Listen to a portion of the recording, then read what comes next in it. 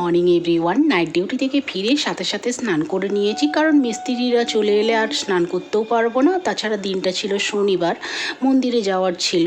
তো মন্দিরে প্রথমে পুজো দিয়ে এলাম আর তারপর নিজের জন্য এক কাপ কফি বানিয়েছিলাম। জানো তো, আমি অনেক চেষ্টা করছি এই কফি খাওয়াটা ছেড়ে দেবার, কিন্তু কিছুতেই আর পারছি না। কী যে করবো বুঝতেই পারছি না। এরপর রান্নাবান্না জোগাড় করে নিলাম, কারণ আজকে একটু বাইরে বেরানোর ছিল। আর ব্রেকফাস্টে খেয়েছিলাম দই চিড়া আম।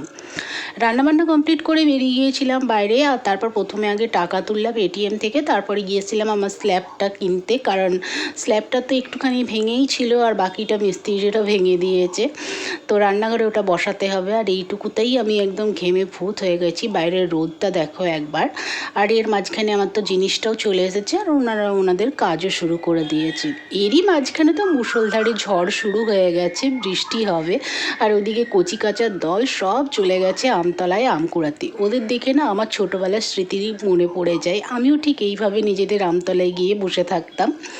তো তার মাঝখানে আমার একটা পার্সেল এসেছে, আর এটা দেখে তো আমি অনেকটাই বোকা বেনে গেছি। আমি ভেবেছিলাম আমার বেশ কিছু জিনিস অর্ডার আছে, সব একসঙ্গে আসবে আর সেগুলো খুবই পছন্দের ছিল, কিন্তু এসেছে এটা কি দেখো।